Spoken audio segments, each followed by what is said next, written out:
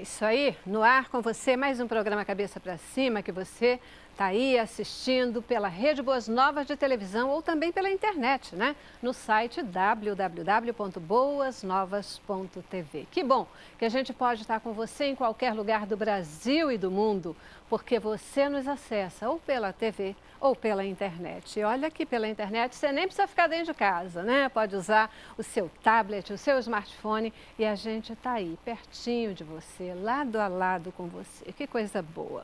Que coisa boa que a gente pode levar as boas novas de Cristo até você, que a gente pode abençoar a sua vida com uma programação diferenciada, com conteúdo saudável, que você tem aprovado e que você diariamente nos diz, olha, que bom que a gente tem a Rede Boas Novas. Que bom que vocês têm uma programação que alegra o nosso coração. E a gente aqui agradece porque você nos dá esse tipo de retorno. Essa é a nossa missão, abençoar vidas, transmitir Jesus. E aqui o meu registro diário é de que a gente não consegue fazer isso sozinho. Nós conseguimos avançar, nós conseguimos chegar até você, aí onde você está. Porque nós temos um exército de pessoas que diariamente ora por nós, que todos os meses contribui financeiramente para que a gente possa cumprir os nossos desafios, para que a gente possa chegar até você. Querido semeador de boas novas, você faz toda a diferença. Você é alguém que é um abençoador, assim como a Rede Boas Novas, porque você abençoa Boas Novas e a Boas Novas, ela abençoa o Brasil e o mundo e conta com você para isso. Nossa oração também por você é que o Senhor possa abençoar a tua vida, manter a sua boa mão sobre você, sobre a sua família e que Ele possa atender os desejos do teu coração, para que você possa cada dia mais estar lado a lado com a Boas Novas. Você que ainda não é um semeador, mas tem sido abençoado com a nossa programação, aceita esse desafio, vem ser um semeador, vem fazer parte do exército de semeadores de Boas Novas, porque você está fazendo falta. Portanto, aproveita, liga aí 2126-300 ou entra no nosso site www.boasnovas.tv e seja um semeador. Deixa o Senhor abençoar a tua vida, porque você vai ter também um coração abençoador. Que o Senhor te abençoe, que Ele te guarde, que Ele toque o teu coração e que Ele te faça entender a importância de ser um semeador. Não se trata de dar dinheiro para ninguém não, tá? Se trata de abençoar vidas. Nós queremos que você se sinta também um missionário, que você se sinta feliz de poder transmitir Jesus 24 horas por dia, junto com as Boas Novas, e que você possa dizer, eu faço parte dessa história, porque você, semeador, faz parte dessa história. Muitíssimo obrigada a todos vocês. Que Deus abençoe a cada um de vocês. Cabeça para Cima de hoje, ele quer trazer para você questões históricas. Nós estamos vivendo um momento importante no nosso país, um momento de eleições, um momento também que pode ser considerado histórico. Dizem que essas serão as eleições mais importantes aí do Brasil nos últimos tempos. E a gente quer falar de história. O período que foi entre a Primeira e a Segunda Guerra Mundial, ele foi chamado de período entre guerras. Um período importante para o Brasil do ponto de vista social e econômico. Ele deixou marcas importantes, como a industrialização, o crescimento urbano, a emergência de novos grupos sociais. E a questão que a gente coloca hoje é, qual o legado que esse período entre guerras deixa para o Brasil atual? Será que nós crescemos de verdade? Cabeça para Cima quer conversar com você sobre isso no programa de hoje. E vamos então falar sobre entre guerras e o reflexo para o Brasil de hoje. Começamos com o nosso informativo e tem um time, gente, joia para conversar com a gente sobre esse tema. Entre guerras é a denominação dada ao período do século XX que se estende do fim da Primeira Guerra Mundial, no dia 11 de novembro de 1918, até o início da Segunda Guerra Mundial, em 1º de setembro de 1939. No Brasil, além do surgimento de um movimento de inspirações semelhantes ao fascismo, a Ação Integralista Brasileira, houve a ascensão de Getúlio Vargas ao poder, instaurando o Estado Novo. No período entre guerras, o Brasil passou por uma série de mudanças econômicas e sociais. Tais mudanças, entre elas a industrialização, o crescimento urbano e a emergência de novos grupos sociais, levaram a República Oligárquica a uma profunda crise que desembocou na Revolução de 1930. É isso aí, né? Um Brasil que teve um momento especial. Nós queremos refletir sobre essas questões, porque será que nós temos crescido efetivamente? O nosso Brasil de hoje, ele significa avanços. As nossas conquistas do passado, elas estão sendo desenvolvidas de fato? Entre guerras e reflexos no Brasil atual é o nosso tema de hoje. Aqui no estúdio eu recebo a Kátia Falcão.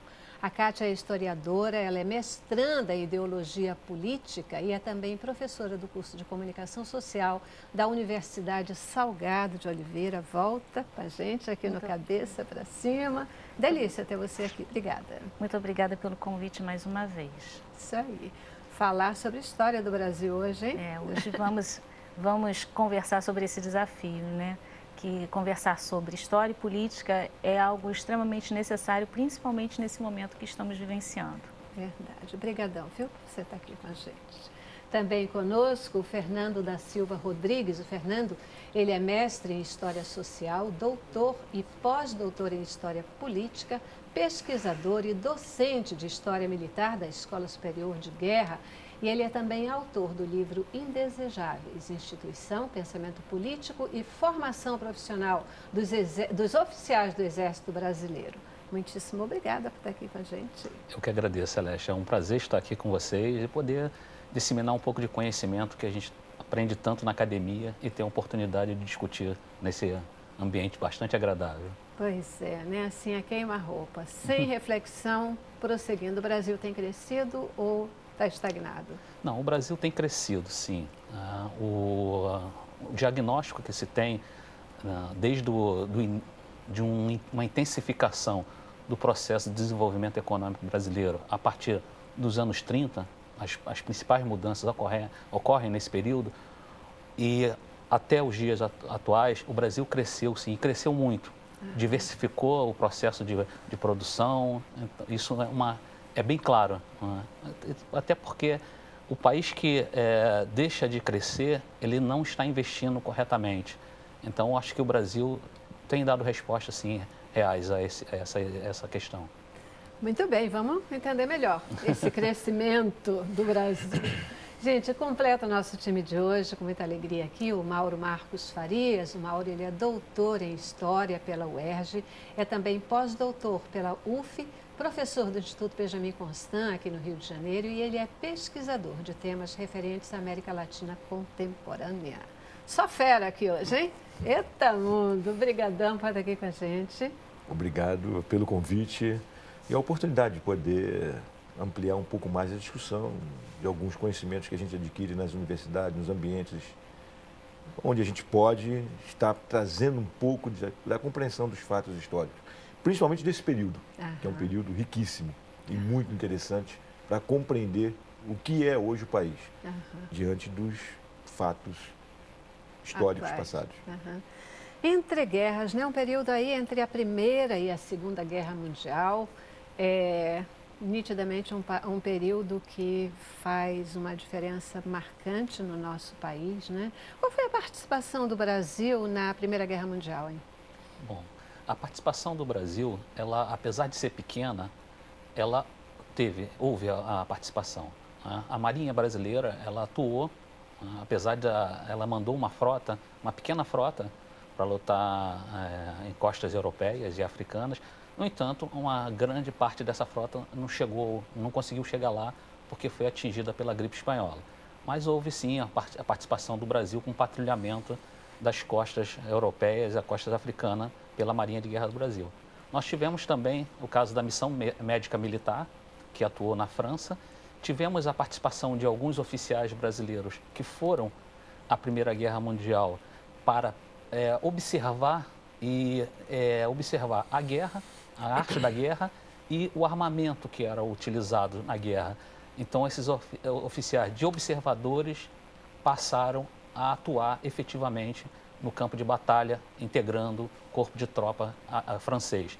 nós tivemos também a participação de um pequeno grupo de aviadores que estavam se formando no Brasil na Escola de Aviação Naval e que integraram a Força Aérea Inglesa. Então foi bem limitada, mas houve sim a participação brasileira. Limitada, mas nem tanto, né? A gente tem umas participações assim interessantes aí nesse período. E na Segunda Guerra, qual foi a participação do Brasil? Só para a gente pegar aí os dois extremos do período que a gente quer tratar, né? Me avoga esse direito de responder, porque por ser um historiador militar, de história militar, então eu acho que estou mais antenado com a questão. Antenado é outro programa, tá? Que é o Cabeça para Cima. Bom, a participação brasileira, ela foi mais efetiva na Segunda Guerra Mundial, né? A Força Expedicionária Brasileira, que é o grande mote de participação do Brasil na guerra, ela teve uma constituição bem densa, né? Quase 5 mil homens, aproximadamente, uma divisão.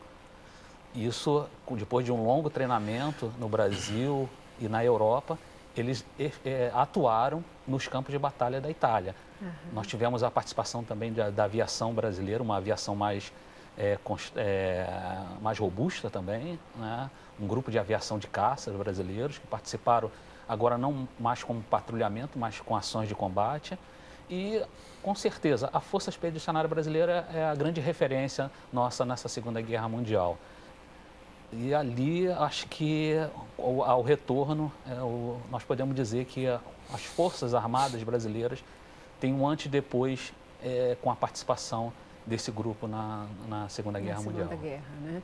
Portanto, a gente sai de uma participação limitada, pequena, limitada, etc., para uma participação significativa. Correto. Certamente reflexo daquilo que aconteceu aí no meio dessas duas guerras, Com né? certeza. E que trouxeram passos ou situações significantes para o Brasil. Então vamos falar desse período aí entre as duas guerras, ou entre guerras, né? A gente estava falando ali, destacando, tanto no informativo quanto no início do programa, aspectos econômicos e sociais acontecidos nesse período, a questão da industrialização. O que a gente pode destacar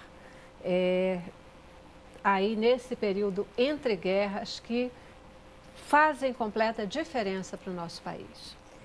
Assim, logo a seguir da Primeira Guerra Mundial, nós ainda vivíamos o período que a gente conhece como Primeira República, ou muito caracterizado pelo liberalismo, pelo que a gente costuma chamar de política café com leite, que era uma dinâmica que existia de poder entre os estados que eram os maiores produtores de café, São Paulo e Minas, e que eram exportadores. O Brasil ainda era um país agrário, existia industrialização sim, porque de qualquer forma, no vácuo da Primeira Guerra, se precisou começar a produzir internamente, porque afinal nós não estávamos conseguindo importar esses produtos todos dos países que estavam assim muito debilitados por conta do final da Primeira Guerra.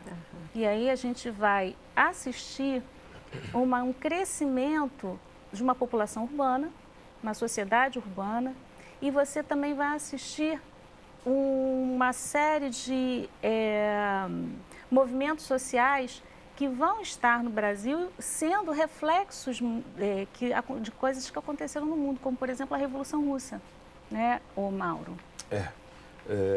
Eu diria que há alguns elementos importantes que devem ser destacados para se entender esse período entre guerras. Há dois elementos. Primeiro, o início e o fim da Primeira Guerra Mundial e o surgimento da Revolução Russa. Esses dois elementos, políticos e sociais, e um terceiro elemento, que é a crise de 29, ela vai estar influenciando sobre toda a economia, sobre toda a sociedade política mundial. O Brasil é parte desse processo.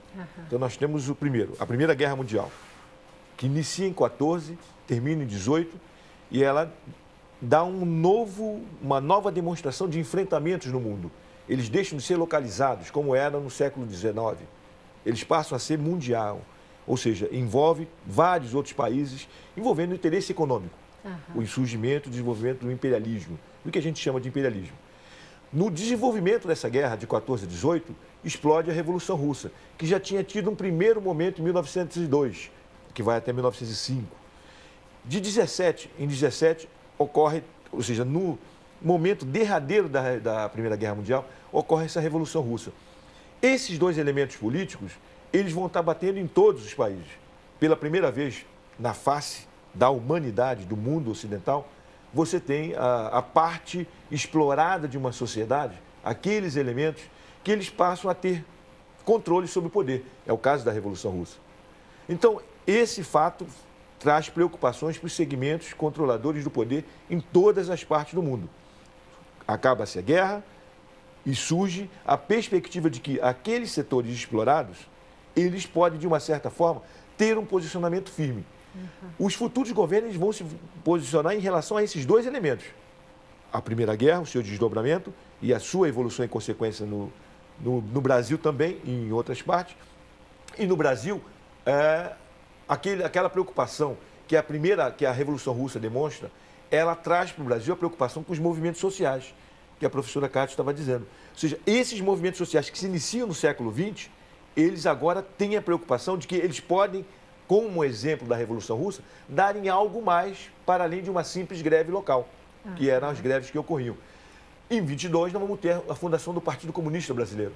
Então, nós temos elementos que vão estar ocorrendo sucessivamente, nesse período que vai de 18 a 39, que é o início da Segunda Guerra Mundial, que vão dar um quadro social, um quadro político e um quadro econômico que ele leva em consideração todos estes fatos, não somente no Brasil, mas o Brasil como reflexo diretamente do que vem ocorrendo, da incisão desses elementos políticos, sociais e econômicos no Brasil. Perfeito.